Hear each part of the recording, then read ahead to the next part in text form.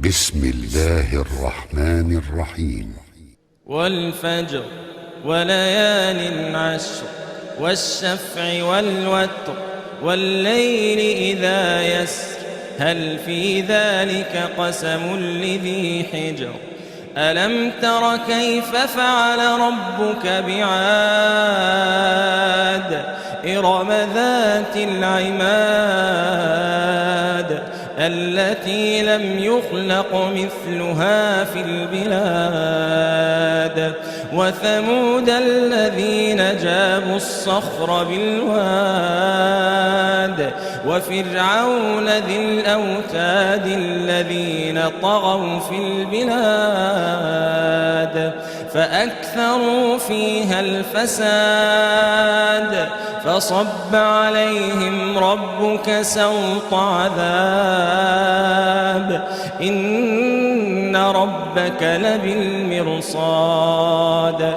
فأما الإنسان إذا ما ابتلاه ربه فأكرمه ونعمه فيقول ربي أكرمن وأما إذا ما ابتلاه فقدر عليه رزقه فيقول ربي أهانن كلا بل لا تكرمون اليتيم ولا تحاضون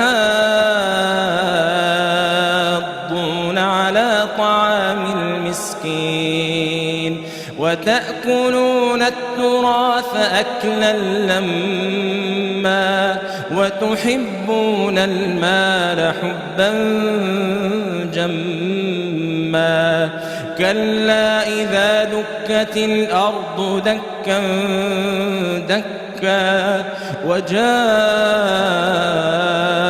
ربك والملك صفا صفا وجيء يومئذ بجهنم يومئذ يتذكر الإنسان وأنى له الذكرى يقول يا ليتني قدمت لحياتي فيومئذ لا يعذب عذابه أحد ولا يوثق وثاقه أحد يا أيتها النفس المطمئنة ارجعي إلى ربك راضية مرضية فادخلي في عبادي وادخلي جنتي. الرحمن الرحيم الملك القدوس السلام المؤمن العزيز العليم اللطيف الخبير السميع البصير. Bismillahirrahmanirrahim. Esselamu aleyküm ve rahmetullah. Temaşavanın bıkıymet de bistu çare meha Ramazan'da carek edin. Peşveri ve ne? Kıymetli izleyenler.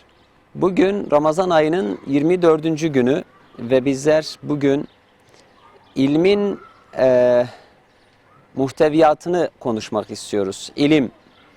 İlmin kaynakları, medresesiyle, talebesiyle, müderrisiyle, tedrisatın kendisiyle, tarihsel yolculukta ilmin kıymeti, ilmin insanlığa yol göstericiliği, tüm bunları konuşmak istiyoruz. Aynı zamanda ilmin ilahi kaynakları ki ilmin büyük çoğunluğu ilahi kaynaklıdır. Tüm bunları inşallah konuşmak istiyoruz. Bugünkü konuğumuz İttihadül Ulema üyelerinden kıymetli hocamız Mela Ömer Çelik hocamız. Hocam hoş geldiniz. Hoş gördük. Hayırlı yayınlar. Allah razı olsun. Ramazan ayının sonlarına doğru gidiyoruz. Veda ediyor artık bizlere. Evet. Nasıl bir Ramazan geçiyor sizin açınızdan? Yani iyi geçiyor. Seviniyoruz çünkü son dilimi günahlardan azat olunma dilimine girmişiz. Elhamdülillah. Elhamdülillah. Biz inanıyoruz, iman etmişiz. Peygamber Efendimiz Aleyhisselatü Vesselam bize haber etmiş, bize bildirmiş. Yani bu Ramazan'da günahlarını affettirmeyenin burnu yere sürtülsün diye. Evet, evet. Ve son 10 günde günahlardan azat olunma dönemidir ki biz inanıyoruz ki inşallah bütün Müslümanlar, orucu hakkıyla eda eden bütün Müslümanlar günahlarından azat olunmuş, saf bir şekilde Rabbin huzuruna çıkarız. İnşallah. Amin. Allah razı olsun. Hocam bir ilahiyle başlayacağız. Programımızın formatı gereği sanatçı kardeşlerimiz de bugün misafirlerimiz. Derviş abi hoş geldiniz. Ekibinde de Aziz ve Abdullah kardeşlerimiz de, sizler de hoş geldiniz tekrardan. Buyurun, söz hakkı önce sizde, daha sonra biz sohbetimize başlayacağız inşallah. Eyvallah.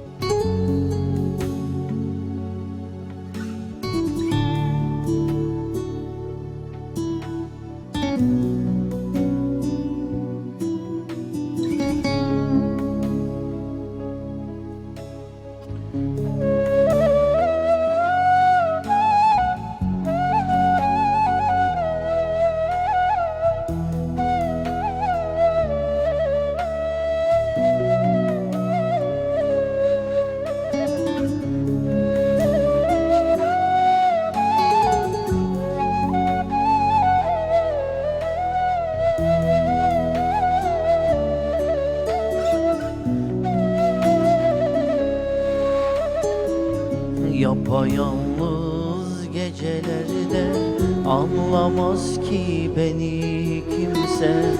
Olacak sensin tek çare, dertlerime Gül Ahmet'im. Yapayalnız gecelerde anlamaz ki beni kimse. Olacak sensin tek çare, dertlerime Gül Ahmet'im. Gül Ahmet'im, Gül Ahmet'im, canda canan Muhammed'im. Kurban olsun canım tenim, gözlerine Gül Ahmet'im. Gül Ahmet'im, Gül Ahmet'im, canda canan Muhammed'im. Kurban olsun canım tenim, gözlerine Gül Ahmet'im.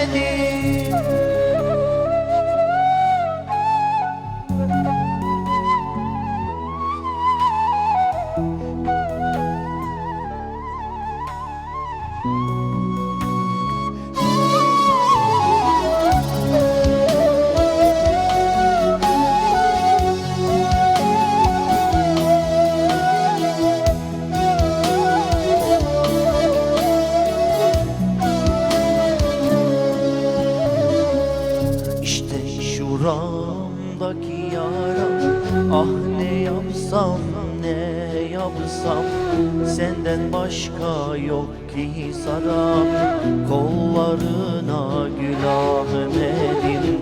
İşte şuramdaki yara, ah ne yapsam ne yapsam, senden başka yok ki saram kollarına Gül Ahmet'im. Gül Ahmet'im, Gül Ahmet'im, canda canan Muhammed'im. Kurban olsun canım tenim, gözlerine Gül Ahmet'im. Gül Ahmet'im, Gül Ahmet'im, canda canan Muhammed'im. Kurban olsun canım tenim, gözlerine Gül Ahmet'im.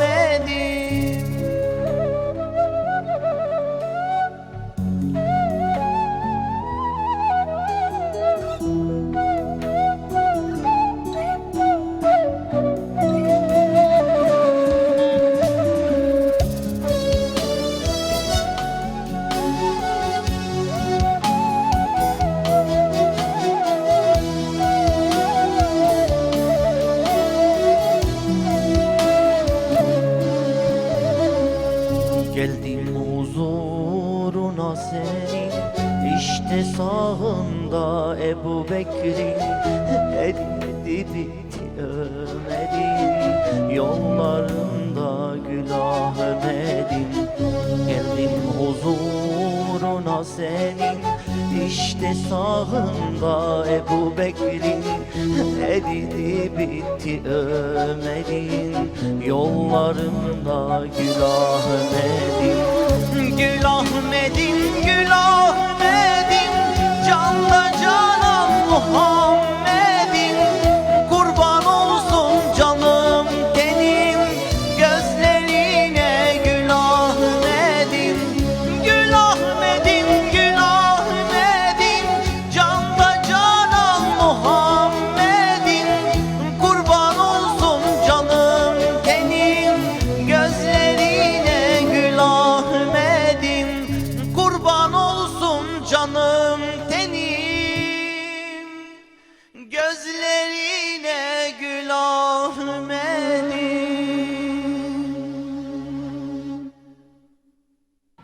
Eyvallah, Allah razı olsun. Allah nefesinize kuvvet versin.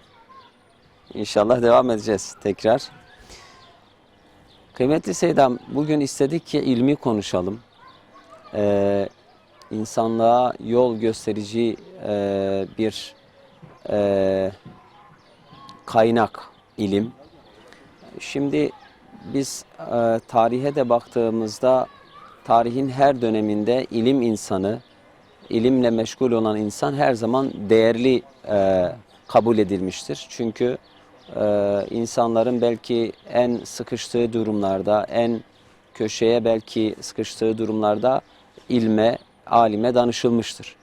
Bu anlamda düşünecek olursak ilmin hem tarihsel sürecine de baktığımızda nasıl bir değeri var insanlık için?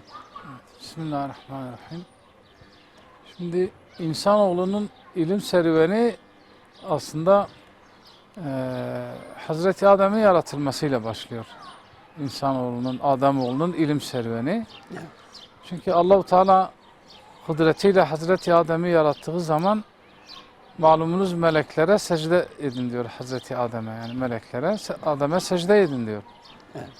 Tabi melekler de secde ediyorlar. Fakat bir itirazlarını da, yani itiraz değil de aslında öğrenme babında bir soru, bir istifham sorusu, bir öğrenme babında. Durumu yani, anlama. Anlama. Evet. Daha doğrusu çünkü itiraz değil.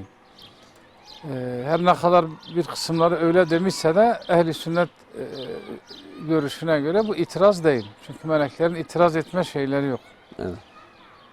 Orada anlama için ya Rabbi biz seni tesbih ve takdis eder dururken yeryüzünde fitne ve fesat çıkarıp kan dökecek birini mi yaratacaksın? Evet. Allah Azimuşşan eğer siz söylediklerinizde samimiyseniz size göstereceğim eşyanın isimlerini verin. Onlar diyor seni tenzih ederiz ya Rabbi. Senin bize bildirdiğinden başka bizim bir bilgimiz yoktur. Fakat Hazreti Adem'e söylüyor. Diyor ki ey Adem eşyaların ismini söyle. Hazreti Adem tek tek söylüyor. وَعَلَّمَ آدَمَ الْاَسْمَاءَ كُلَّهَا Adem'e bütün isimleri öğretti. Şimdi burada isimler üzerinde tabi alimlerimiz farklı görüşler belirtmişler. Kimisi yani isim derken işte eşyanın ismi, örneğin bu sandalyedir, bu kalemdir, bu masadır, bu dağdır, bu tepedir vesaire.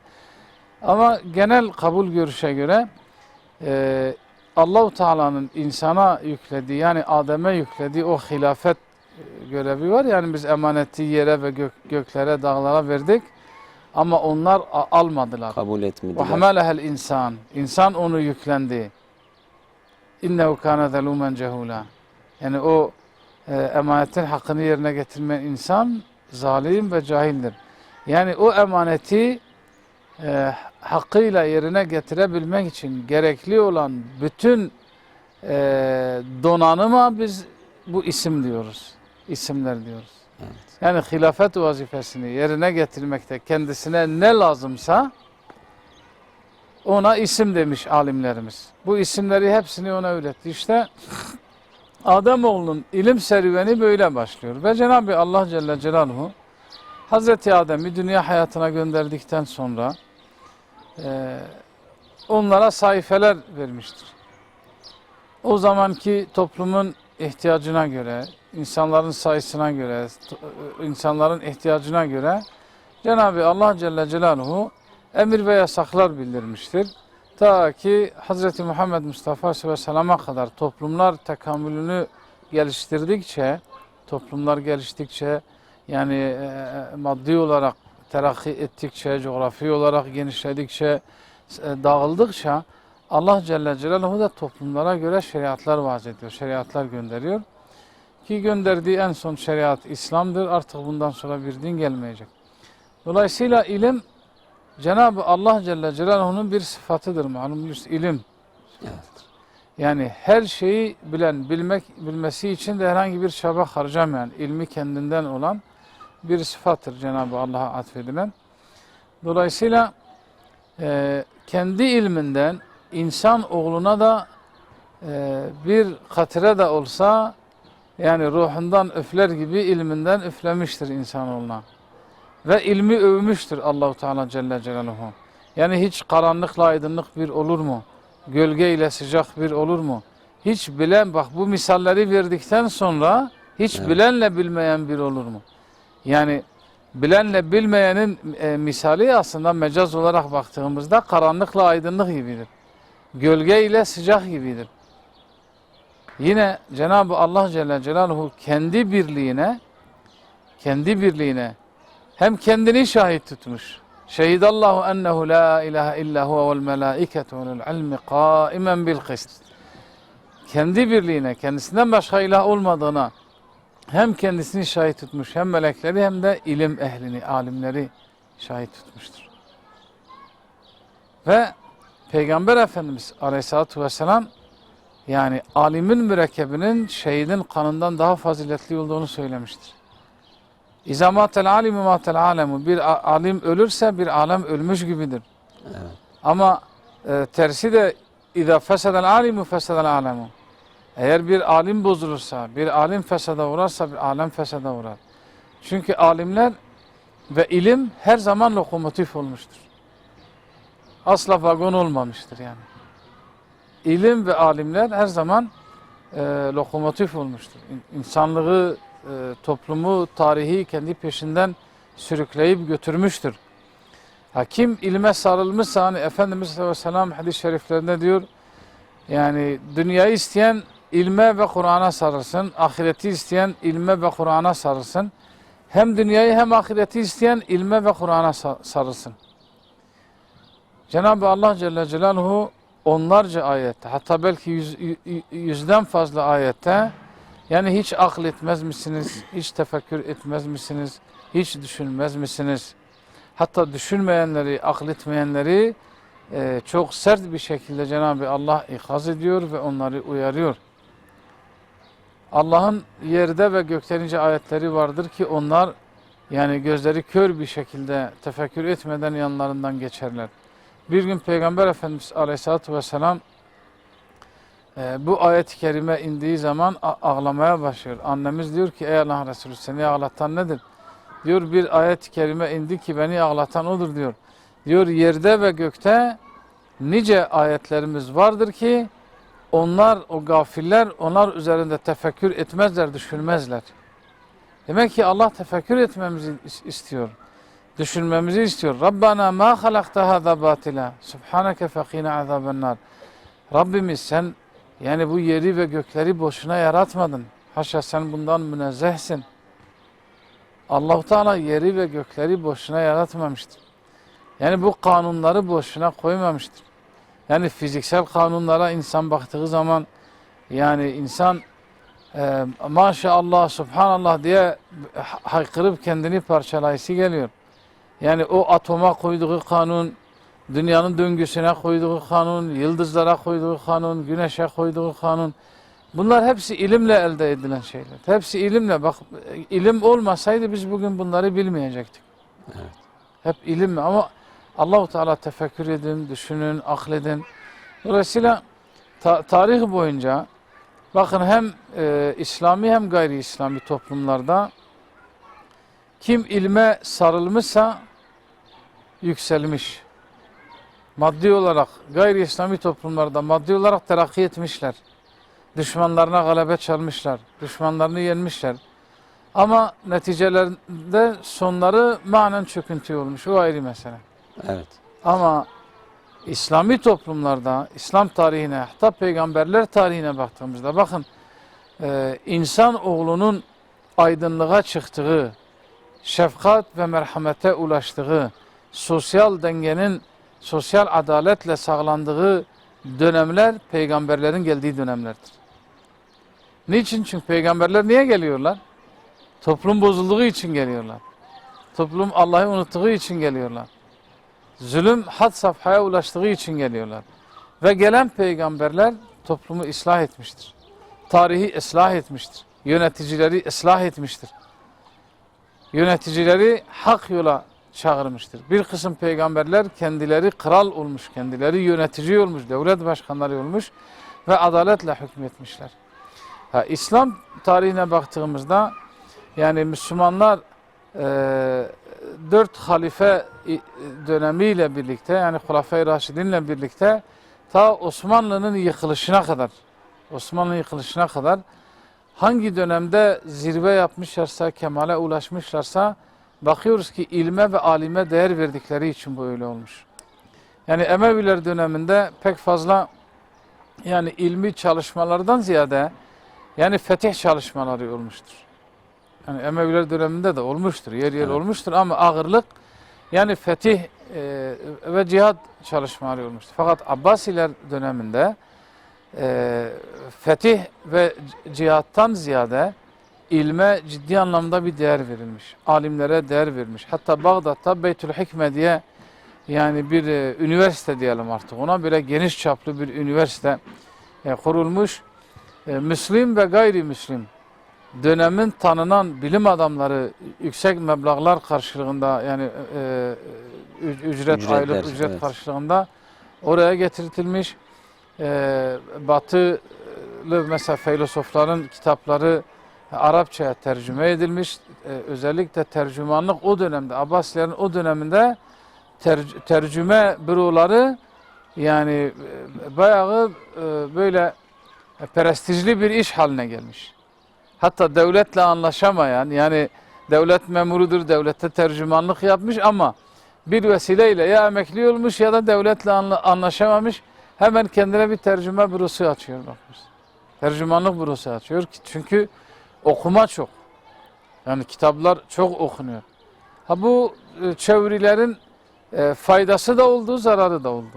Yani bu Yunan özellikle Batı felsefesinin, Aristo'nun, Sokrates'in buna benzer böyle felsefecilerin kitaplarının Arapçaya çevrilmesi yani belki de Müslümanlara değişik bir bakış açısı getirdi. Yani en azından fenni ilimlerde, en azından pozitif ilimlerde hatta felsefe kelama bile tesir etmiştir. Bu çeviriler kelama bile tesir etmiştir. Evet. Fakat onun tefrikini yapamayan, yani ilmin kaynağının tefrikini yapamayan, yani ilahi kaynak ile beşeri kaynağın arasını bulamayan birçok İslam alimi de biz tarihin sayfalarında ya unutulmuş ya da çok kötü bir şöhret bırakmıştır. Yani. Evet.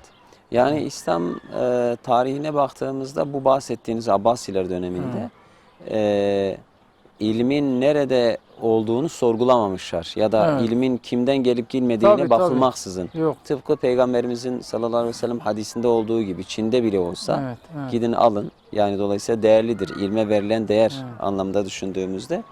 Birkaç soru çıktı bu konuşmalarınızdan.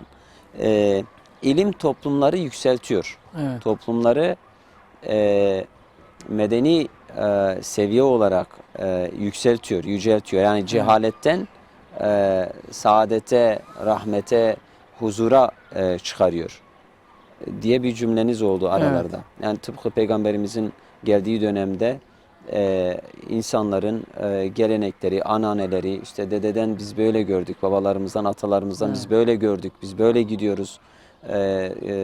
Birçok ritüelini Peygamber o Allah'ın verdiği ilimle, bilgiyle, ferasetle değiştirmeye çalıştı ve bir saadet devrine evrildi.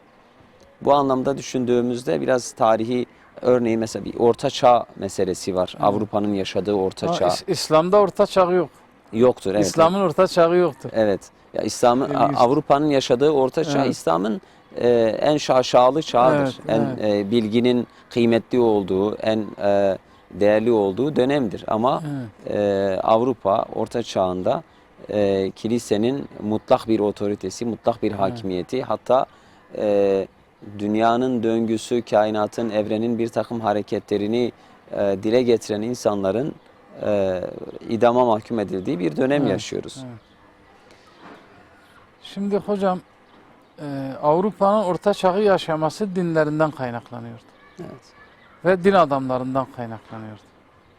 Yani İslam'da, Kur'an-ı Kerim'de hangi ayete bakarsanız bakın direkt ya da dolaylı insanı tefekküre sevk eder. Düşünce, aklını kullan. Aklını kullan diyor. Evet. Örneğin verdiğiniz örnekte işte biz atalarımızı bu putlara tapar olarak bulmuştuk. Ya atalarınız bir şey bilmiyor idilerse, ya atalarınız sapık idilerse siz hiç akıl etmiyor musunuz?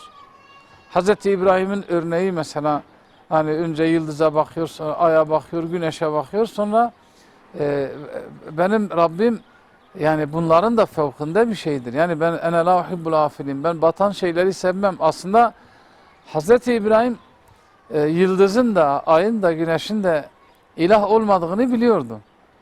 Çünkü biz ayetin siyah sibahına baktığımızda ondan öncesinde Allah-u Teala diyor ki ayet-i kerimede biz İbrahim'e yerin ve göklerin melekutunu gösterdik. Ondan sonra bu ayetler geliyor. Şimdi göklerin melekutunu kendisine gösterilen bir peygamber benim Rabbim aydır, yıldızdır, güneştir der mi yani? Fakat zaten ayetin sonunda bu kısa anlatıldıktan sonra diyor bu işte verdiğimiz bu misalleri İbrahim'e biz öğrettik. Dedik ki böyle misal ver onlara. Akıllarını kullansınlar. Evet. Akıllarını kullansınlar. Hatta Nemrut'la olan o mücadelesinde, yani o put kırma meselesinde var. Putları kırıyor. Evet. Orada yani halk hemen hemen neredeyse ikna olmuş. Evet ya bizi duymuyorlar, işitmiyorlar. Yani bize bir zarar veremezler. Niye biz bunları ilah ediniyoruz? Böyle bir velvele düşüyor milletin içerisine. Ayet-i kerimede anladığımız odur o kıssadan. Fakat sonradan biri diyor ki sakın ilahlarınızı bunlara ezdirmeyin. İlahlarınızı İbrahim'e ezdirmeyin. İlahlarınıza zulmetmesin. İlahlarınızı ayaklar altına almasın. Orada tekrar hemen tabi biz bırakmayız gibisine bakın. Hep İslam akletme. Fakat Hristiyanlıkta ise aklı dumura uğratıyor. Sen düşünme diyor. Papazlar düşünür senin yerine. İşte Avrupa bundan dolayı orta çağı yaşadı.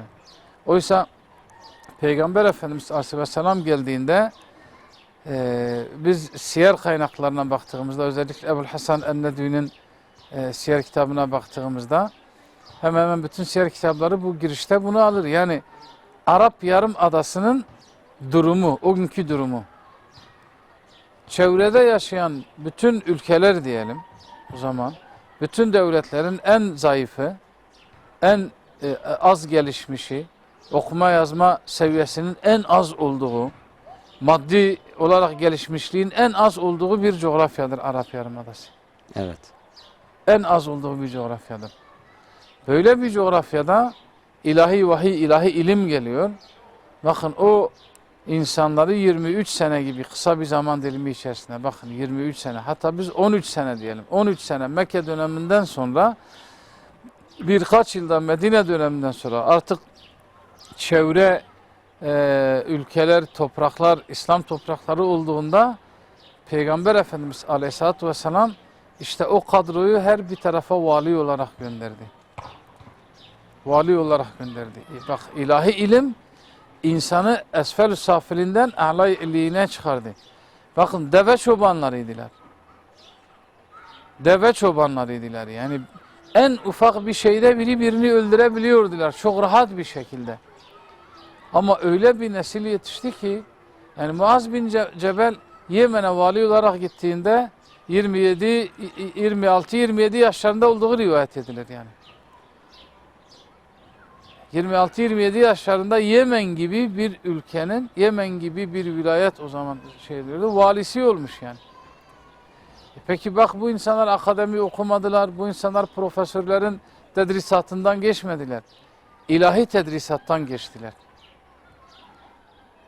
Diğer sahabeler de öyle. Biri Dışişleri Bakanı oldu, biri Heyetler Bakanı oldu, biri vali oldu, biri bölge valisi oldu, ordu komutanları oldular. Bunlar o şeyin temelini işte bu mübarek insanlar attılar. Sonra Hulefai Raşidin zamanında, özellikle Hazreti Ömer zamanında devlet adına yapılan mesela ekonominin düzeltilmesi, sosyal işlerin düzeltilmesi, hesapların zapturapt altına alınması, PTT teşkilatının kurulması, askeriyenin belli bir düzene girmesi. Bakın bunlar hep ilimle, İslam'dan aldıkları bir ilim diyorlar. Efendimiz Aleyhisselatü Vesselam'ın yapmak isteyip de ömrünün kifayet etmediği şeyler diyorlar. Efendimiz de yapacaktı ömür kifayet etseydi. Dolayısıyla tarihte hangi toplum ilme sarılmışsa o en leyse lil insan illa ma sa'a. İnsana çalıştığının karşılığından başka bir şey yoktur.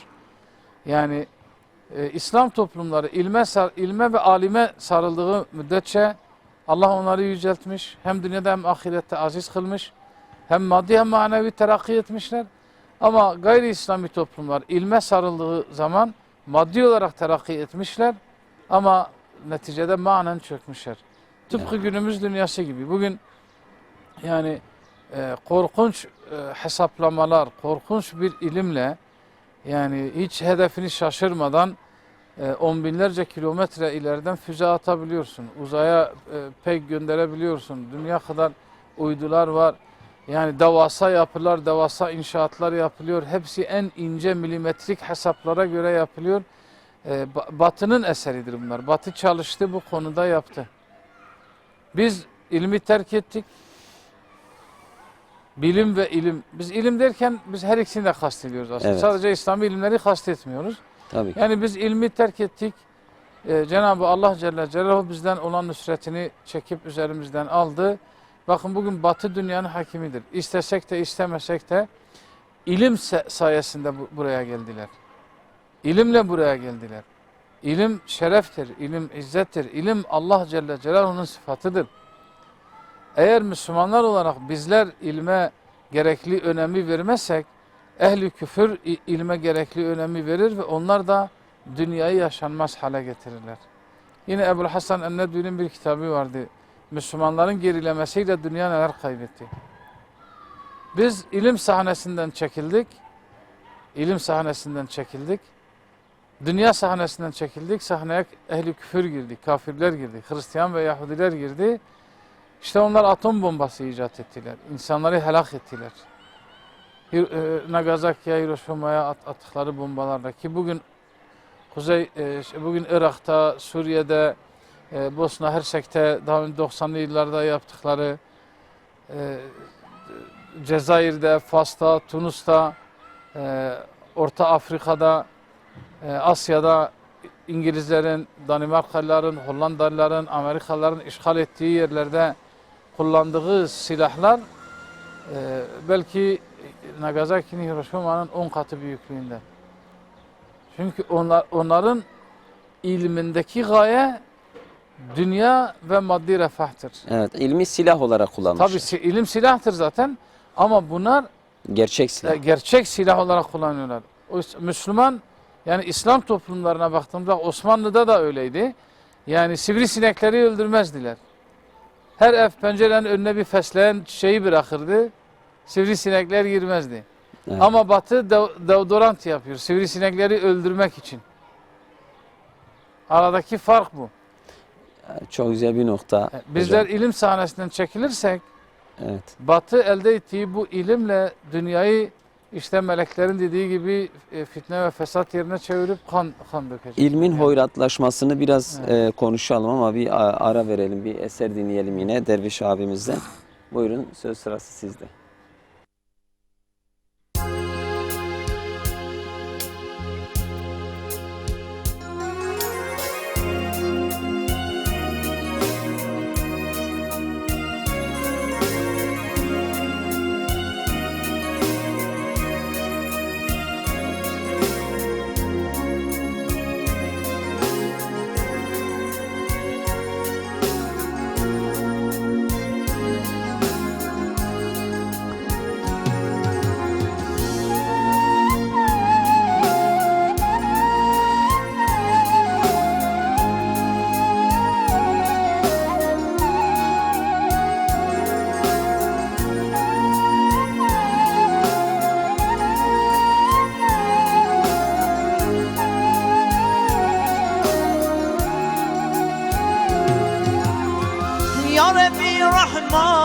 رحیم امل تدکن هوار امل دینی تب خودی دنیا عالم بونیار دوست و اقارب خودیات ماما پشتانمه این یار جخوان یار بونجی تپیونه مایار یا ربی رحمان و رحیم امل تدکن هوار امل دینی تب خودی دنیا عالم بونیار یا ربی رحمان و رحیم امل تدکن هوار امل دینی تب خودی دنیا عالم بونیار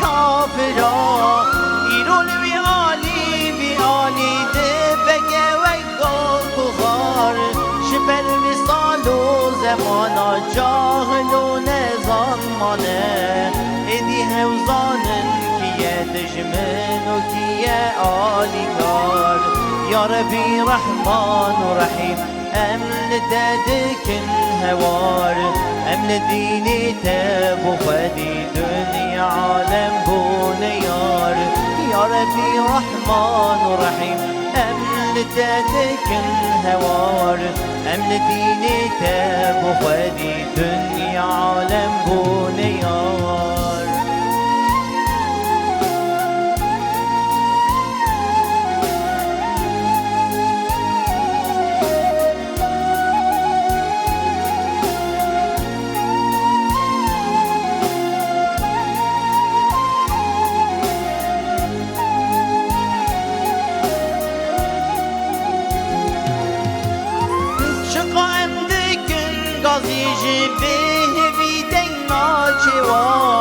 وكيد خلقد عبدا دست خو عبد نمار جدربو إيد راي دجمنا باور دكن جدرد نزاني وان أمبنا علي خمبار يا ربي رحمن رحيم أمل تدكن هوار هم ديني تابو فادي دنيا عالم بونيار يا ربي رحمن رحيم أمل تدكن هوار هم ديني تابو فادي دنيا عالم بونيار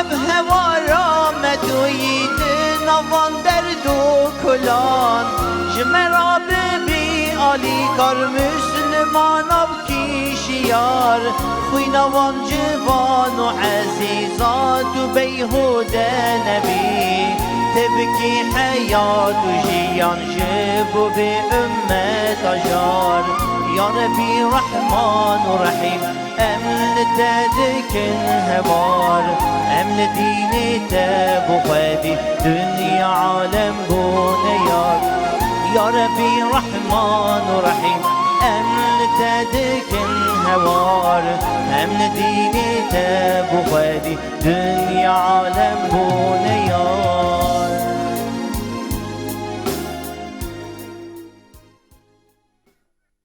olsun. Çok teşekkür ediyoruz kıymetli Derviş Matsor abimize. Hocam araya gitmeden önce ilmin, bilginin kullanım şekline biraz değinmiştik.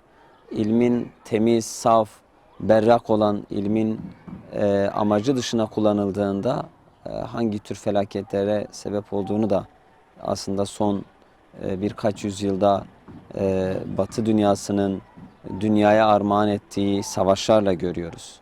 İnsanlar artık bilgiyi işte paraya ve savaşa, işte silaha, düşmanlığa yatırım olarak anlıyor. Bu anlamda neler söyleyeceğiz? Şimdi biz öyle bir dinin müntesibiyiz ki bakınız ilk vahiy ikra. Oku. Evet. Kime geliyor bu? Okuma yazma bilmeyen bir insana geliyor. Okuma yazma bilmeyen bir insana ikra. Oku diyor. İkra ile başlayan ayet neyle bitiyor? Secde ederek Rabbine yaklaş diyor. Arapçasını okusak secde etmemiz gerekecek. Evet. İkra suresinde değil mi? Bak ikra ile başlıyor. Secde ederek Rabbine yaklaş diyor. Ayet öyle bitiyor. Şimdi içerisinde secdenin olmadığı ilim insanı helake götürür. İçerisinde Allah'a yaklaşmanın olmadığı bir ilim hem insanın kendisini hem toplumu hem dünyayı felakete götürür. Şeytan da biliyordu. Ama secde etmedi yani. Ha bugün ilmin yani bu gelişmişliği, bu modern ilmi elinde tutan ülkelere baktığımızda şöyle bir örnek verelim ki anlaşılsın. Bakın dünyanın tarihini bilim adamları tam olarak tespit edememişler. Kimi 10 milyar yıldır diyor. Kimi daha fazladır diyor. Hulasa biz insanoğlunun dünya ayak basmasıyla o tarihi baz alırsak, İslam tarihi kitaplarına baktığımızda, peygamberler arası o silsileye baktığımızda insan aşağı yukarı bir tahmin yapabiliyor. İnsanlığın tarihi böyle bir 15 bin yıl var. 15 bin yıl, 20 bin yıl gibi bir şey gelebilir. Belki daha da eskidir ama biz o iki peygamber arasındaki zaman dilimini böyle düşündüğümüzde tahmini öyle bir şey geliyor. Belki daha da fazladır. Bakın 20 bin yıldır insanlar dünyayı temiz, bakire bir şekilde bize kadar ulaştırdılar. Yani 150 yıl öncesine kadar. Yediğim buğday bakireydi yani. Yediğin buğday doğaldı. Yediğin ekmek doğaldı. Yediğin elma doğaldı. Girdiğin deniz doğaldı. Girdiğin göl doğaldı. Aldığın, teneffüs ettiğin bu hava doğaldı. Ama son 200 yıl diyelim, 200 yılda bilimsel gelişmeler olduktan sonra bakınız on binlerce hatta dünyanın şeyini ele alırsak milyarlarca yıl yaratılan bu dünyayı son 200 yılda yaşanmaz hale getirdik. Son 200 yılda insanoğlu yaşanmaz hale getirdi. İşte içerisinde secde olmayan bilimin neticeleridir bunlar. İçerisinde secde olmayan bilimin neticeleridir. Geliştikçe hoyratlaştılar. Geliştikçe bencilleştiler. Bencilleştikçe vahşileştiler. Vahşileştikçe saldırganlaştılar yani. Bakın böyledir. Trilyonlarca para uzay çalışmaları için veriliyor ama Afrika'da insanlar açlıktan ölüyor. Dünyada insanlar açlıktan ölüyor. Bu CERN deneyi için belki milyarlarca dolar para harcadılar. Evet. Ama insanlar açlıktan ölüyor. Dünyada savaşlar eksik değil. İşte içerisinde secde olmayan ilmin getirdiği şeyler budur. Bunun suçu kim? Suçu biz Müslümanlardadır. Bizim onların yerinde olmamız gerekirdi. O ilmin bizde olması lazım. Çünkü evveli bizdeydi. Öncesi bizdeydi. Hatta ana kaynak biziz. Ana Yani kaynak biziz ilahi yani. kaynaklardır, Kur'an'dır, İlim peygamberdir. onlarla başlıyor yani. Evet. Peki niye biz bu hale geldik? İşte ayetleri yanlış anladık. Hadisleri yanlış anladık. İslami ilimleri yanlış anladık. Aslında fırtına oradan koptu. Yani şey oradan koptu. İpimiz oradan koptu yani. İslami ilimleri yanlış anladıktan sonra dünya ile ilişkilerimizi keser hale geldik. Gelişmelere kapattık kendimizi. İşte Avrupa gelişti, Batı gelişti, ehli küfür gelişti. İşte bugün Çok yazık yani. O kadar İslam ülkesi var. Evet. İslam ülkesini hepsini birbirine vursan yani dünyada o olmazsa olmaz dedikleri bir şey icat etmemişiz yani. Yani bu olmazsa insanlık işini yürütemez dedikleri bir şeyimiz yoktur yani. Evet. Aslında Maalesef. şöyle bir sorgulama da yapmak gerekiyor. Yani biz son 100 yılın, son 200 yılın İslam temsilcisi olarak belki Osmanlı'yı baz alabiliriz. Çünkü hilafet buradaydı. Osmanlı Devleti'nin yıkılışı, akabindeki milliyetçiliğe dayalı devletler ve ortaya çıkan laiklik meselesi bize diyor ki din ayrıdır, bilgi, akıl ayrıdır. Yani dini sen bir bilgi kaynağı olarak alma diyor. Sen aklınla hareket et. İnsanlarda o laisizm düşüncesi, sekülerizm düşüncesi geliştikçe sanki din bir temel kaynak değil, bir ilmin kaynağı değil. Dolayısıyla dinle uğraşan, dini bir hayat yaşayan insan bilgiden uzak, bilimden uzak bir haldedir. Bunu empoze ede biz de bunu sanki kabullendik. Evet, o seviyeye geldik diyoruz. Oysa ki laikliğin çıkış sebebi yani Avrupa'nın orta çağı, dinin onlara yaşattıkları, dinin onları getirdiği işte o cehalet döneminden dolayı onlar dinle aralarına mesafe koydular. Fakat ne olduysa Osmanlı'nın yıkılışıyla beraber Avrupa'dan ithal edilen işte laiklik gibi bir takım beşeri fikirler olduğu gibi üzerimize biçilmeye çalışıldı. Onlar dini attılar, biz de dini atalım. Onlar boşuna dini atmadılar. Daha doğrusu din onları atmıştı aslında. Onların dininin içi boşalmıştı ama bizim dinimiz daha duruyordu. Sosyal hayatımızda duruyordu. Mekteplerimizde, medreselerimizde duruyordu. Yine bilginin kaynağıydı. Fakat ne yaptılarsa öyle bir ayrışmaya gidildi ve din ve ilim birbirinden ayrı olduğu kanaatine varıldı kimi İslam dünyasında da.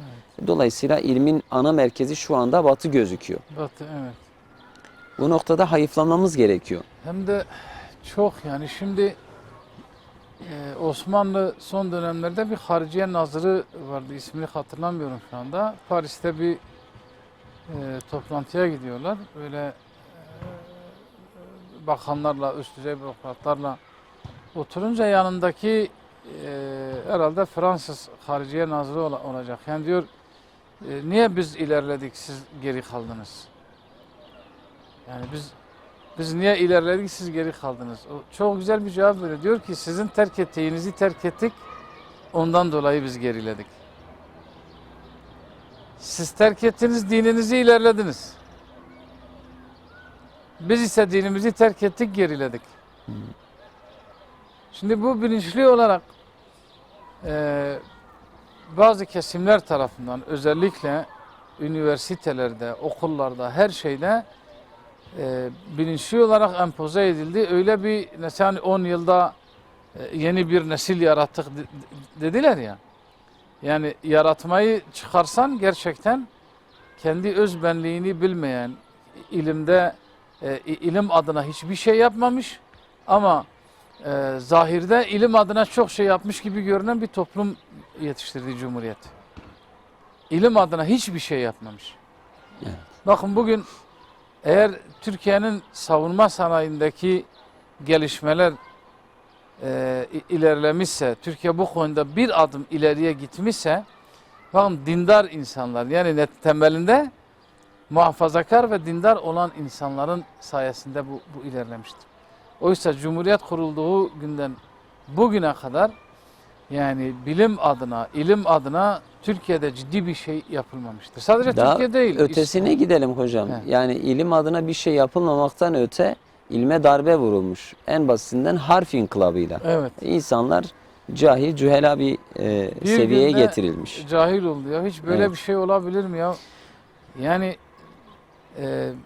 çocuklara desen çocuklar bile inanmaz. Evet. Hiçbir ülke harfinden dolayı geri kalmış mı ya? Harfin şeklinden dolayı geri kalmış mıdır yani? Evet. Bir ara rica edelim kıymetli hocamızdan. Aradan sonra artık biraz günümüze geleceğiz. Günümüzde ilme verilen değer ve ilmi çalışmalar, özellikle bölgemizdeki medreseler özelinden de düşünürsek, tabii ki İslami ilimler, bunun yanında pozitif bilimlerin günümüz koşullarında durumu nedir? Bunu da inşallah konuşmaya çalışacağız. Bir ara veriyoruz kıymetli izleyenler. Sonrasında birlikteyiz inşallah.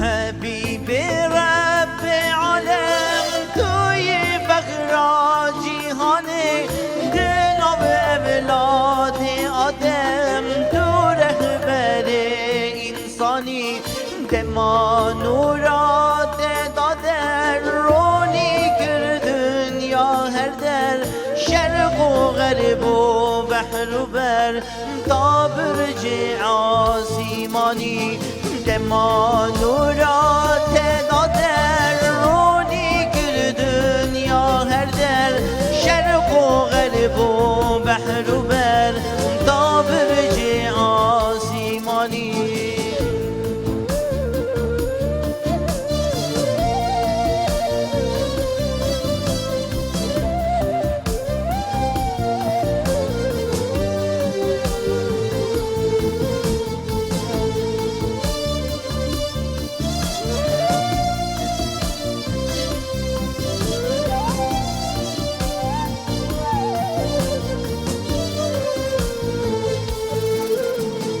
علمي أول وآخر وداع وباراتكن وقت قد نهاتن دنياي تو زماني رياضين وحقيقة علم وظانين وحكمة داني شاني أمد دابل وراهاني رياضين وحقيقة علم وظانين وحكمة داني شاني أمد دابل وراهاني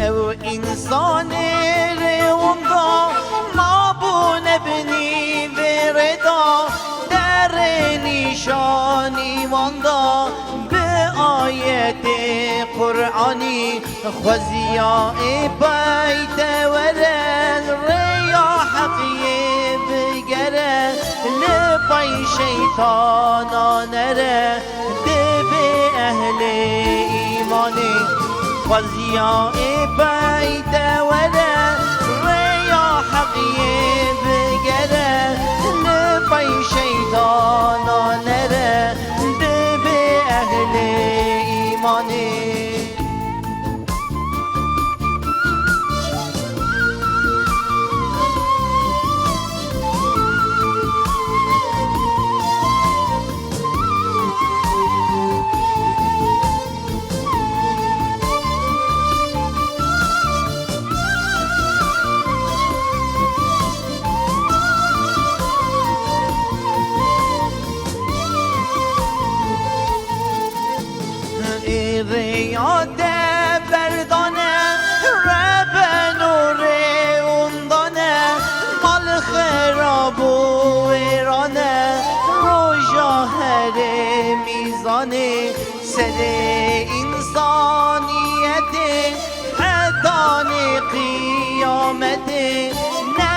هاتن ويتندن جمرات رزاني سر إنسانية حتى قيامة نهاتن ويتندن جمرات رزاني سر إنسانية حتى قيامة نهاتن ويتندن جمرات رزاني.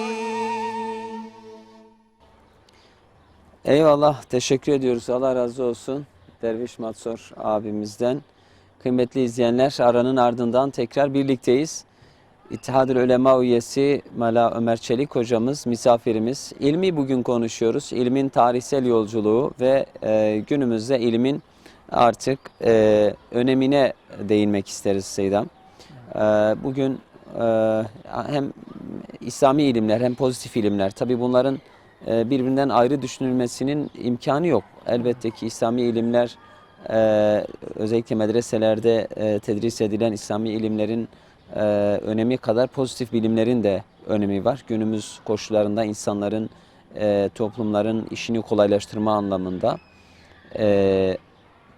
İlmin değeri, önemi nedir günümüz koşullarında?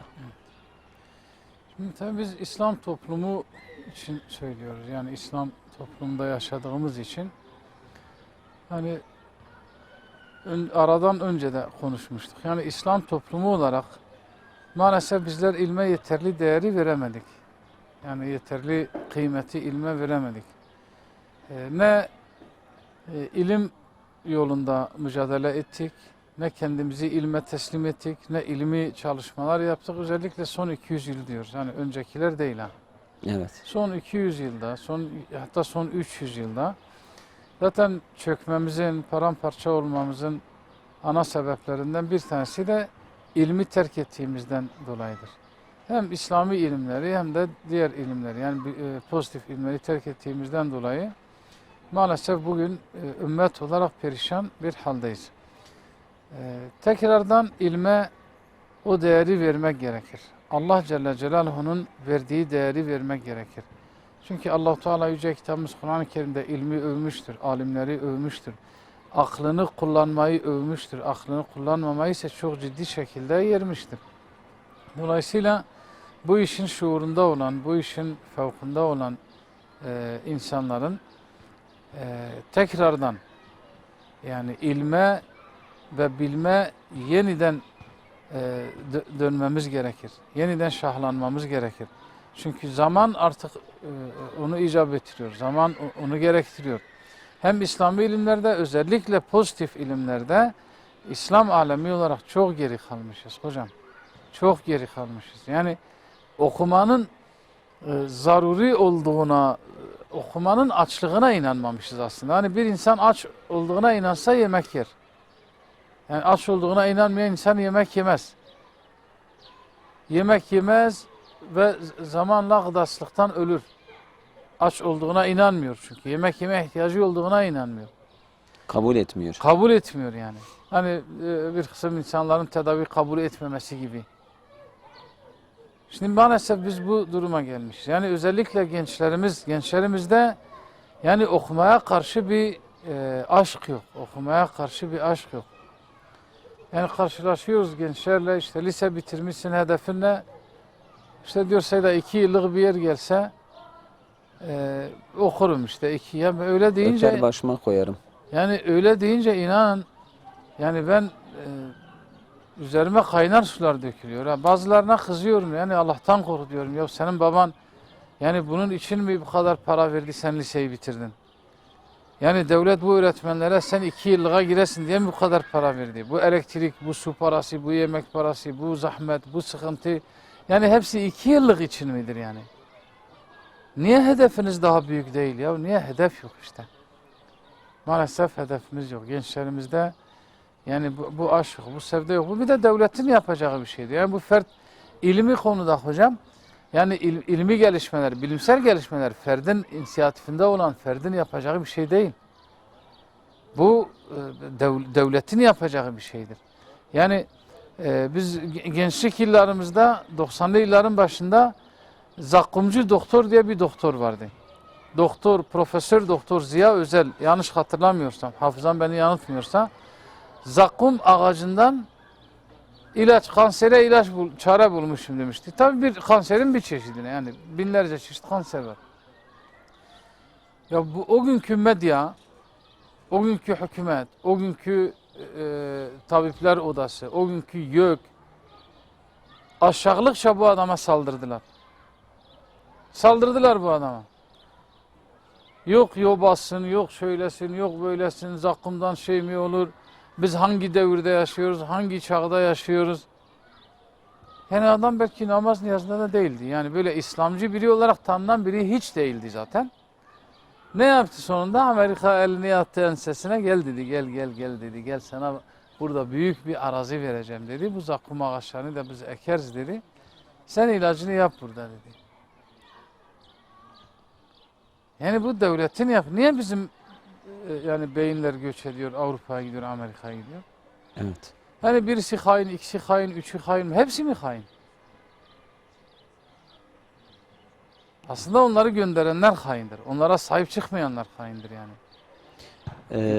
Bu son 2 yılda insanlığın gerçekten başına gelen en büyük musibetlerden biri olan bir hastalık süreci geçirdik. Evet. Burada bilgi üreten işte ülkelerin bu hastalık üzerinden nasıl bir çıkar sağladığını, korkunç bir çıkar Evet. sağladığını görmekteyiz. Evet. Türkiye'de hani desek ki 3. lig ülkelerinden biri değil elbette ki ama geride kaldı. Yani belki trilyonlarca lira paramızı işte aşıya, ilaca, tedaviye verdik. Evet. Bunun ötesinde insanlarımız öldü yani bir kısım. Hocam yani dedik ya, ilmi gelişmeler, sanayi gelişmeleri, teknoloji gelişmeler yani fertlerle yapılmaz. Yani fertler yapacak ama devlet desteği ve devlet onu önünü açacak yani. Zamanında Batı bunu yaptı. Yani kendi milletinin önünü açtı. Şu anda orada yani kapitalist bir sistem hakim. Artık fertler parası olan, fabrika kuran kendini geliştirebilir. Çünkü adamın temeli var. Yani bütün kanunlar, her şeyi buna göre yapılmış. Geçen Norveç'te olsa gerek okudum. Robotik kodlamayı ilkokula bırakıyorlar. Bakın, robotik kodlamayı böyle bir karar almış Norveç Milli Eğitim Bakanlığı. Robotik kodlamayı anaokuluyla ilkokuldan itibaren çocuklara ders olarak verecek. Robotik kodlama bugün çıksak, mikrofon uzatsak gençliğimize, inanın 1000 taneden 800 tanesi robotik kodlamanın ne olduğunu bile bilmez. Yani robotik kodlama o da nedir diyecek. Şimdi bizim insanlarımız geri zekalı mıdır? Hayır. Yani Allah Teala Türkiye'de yaşayan insanlara yani akıl vermemiş mi? Hayır, vermiş. Peki niçin bizim derslerimizde yok? Niçin biz ilerlemiyoruz? İlmi olarak niçin ilerlemiyoruz? İlmi olarak neden ilerleyemiyoruz? Bunu devlet yapacak yani. Bunu ben yapamam ki, sen yapamazsın. Özel bir okul yapsa da yani çapı kadar yapacak yani. Ama niçin bizim ilkokulda başlayan çocuklarımız robotik kodlamayı öğrenerek çıkmasın? O ilerlediği zaman liseye, üniversiteye geldiğinde dünyaya mekanik aletler, elektronik aletler, kodlamayla işlevsel hale gelmiş aletler niye satmasın? Ama yok. Öbür taraftan İslami ilimlerde de yani medreseler belki Osmanlı döneminde biraz işlevleri vardı. Fakat özellikle Cumhuriyet'ten sonra medreselerimiz uzun süre işlevini yitirdiler. Gizli gizli okuyordu. Yani Kur'an'ın yasak olduğu, Arapça harfin yasak olduğu. Hani daha önce söylemiştik ya, hiçbir toplum yazı şeklinden dolayı geri kalabilir mi? Buna kim inanır? Buna kim inanır? Ancak Cumhuriyeti kuranlar inanır. Onlar da inanmıyordular. Aslında düşmanlık İslam'a olduğu için böyle bir şey yaptılar. Japonya'nın, Çin'in binlerce yıldır kullandığı alfabedir. İşte teknolojik olarak geldikleri seviye ortadadır. Evet. Ha. Uzun bir dönem özellikle Osmanlı ve öncesindeki İslam toplumları da medrese üzerindeki bilgi üretimi gerçekten insanlığa yol gösterici olmuştur.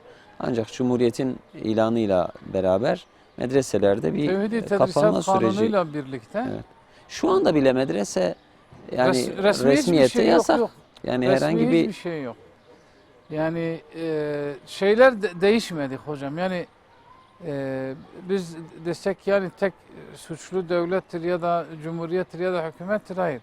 Ama belli bir dönem sonra medreseler yavaş yavaş tekrar işlevsel olmaya başladı falan, resmi bir şeyler yok. O ayrı mesela. evet. Ama ilmi olarak kendimizi geliştiremedik maalesef. İlmi olarak kendimizi geliştiremedik. Çağa cevap veremedik. Çağımızı tanıyamadık. Çağımızın hastalıklarını tanıyamadık.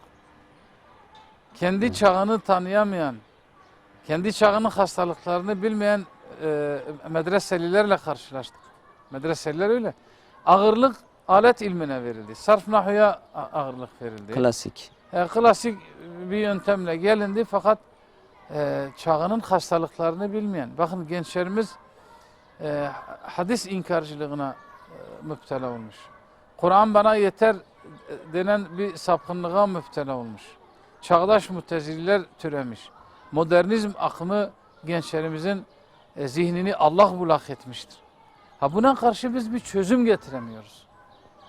Yani çözüm getirebilecek genç mollalar yetiştirmemiz lazım. Ki elhamdülillah yavaş yavaş medreselerimizde bu tip çalışmalar var. Yani böyle çağını tanıyan, çağını tanımış, çağının hastalıklarını bilen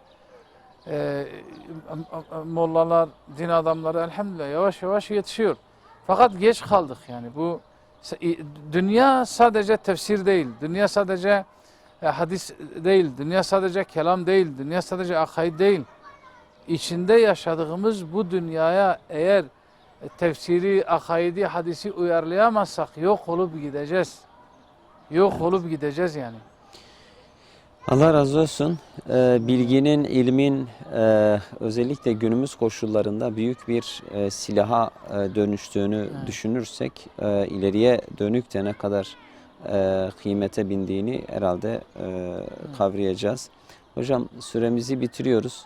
Son birkaç kelamla sözümüzü bitirelim inşallah. Efendimiz Aleyhisselam'ın sözüyle bitirelim.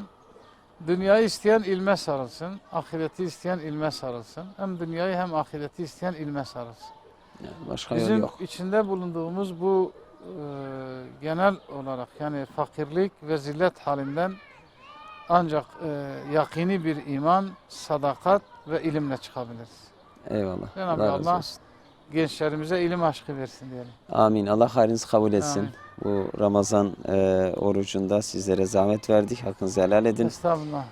Kıymetli izleyenler, bugün de programımızı bitirdik. Ramazan ayının 24. günü de artık son dakikalarını yaşıyor. Tabii biz daha doğu tarafında olduğumuz için, Diyarbakır'dan seslendiğimiz için son anına doğru yaklaşıyoruz. Sizlere bugünlük veda edeceğiz. İnşallah yarın yine aynı saatte iftar sevinciyle sizlerle olacağız. Son sözü tekrardan sanatçı abimiz Derviş Matsur'a bırakalım. Buyurun hocam, söz sizde.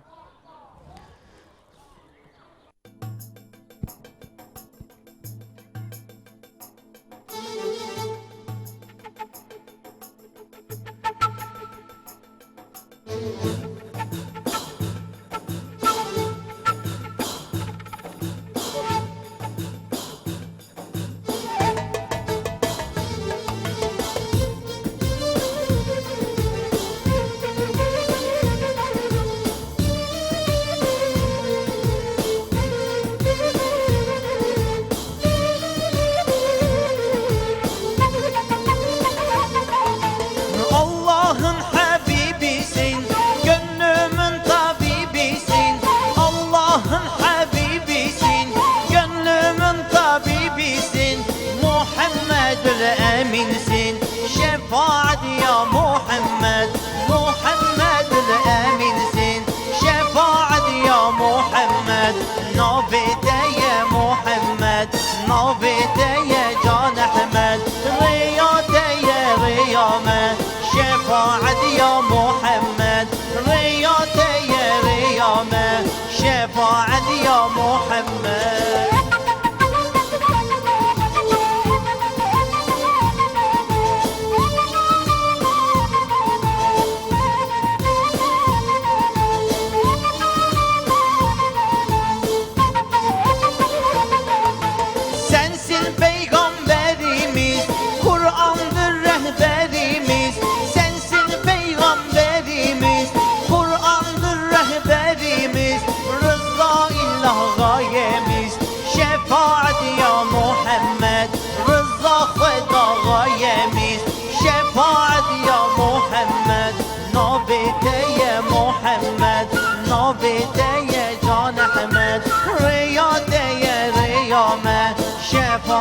يا محمد رياضة يا ريامة شفاعة يا محمد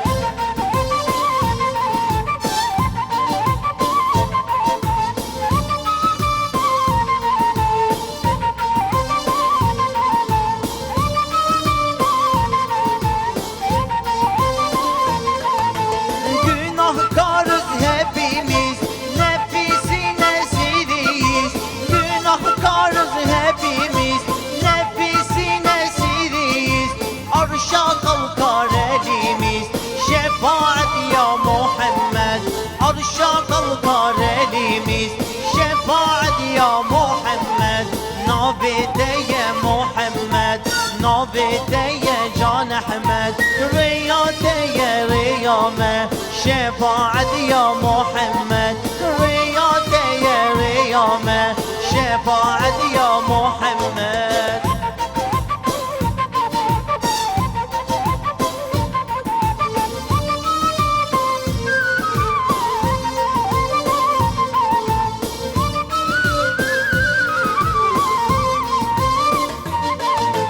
Dünyaya muhabbetim kalmadı artık benim. Dünyaya muhabbetim kalmadı artık benim. Yolundayız biz senin, şefaat ya Muhammed. Yolundayız biz senin, şefaat ya Muhammed. Nabideye Muhammed, nabideye Can Ahmed. Riyadeye riyame, şefaat ya Muhammed. Riyadeye riyame, şefaat ya Muhammed. Nabideye Muhammed, nabideye Can Ahmed. Riyadeye riyame, şefaat ya Muhammed. Riyadeye riyame, şefaat ya Muhammed.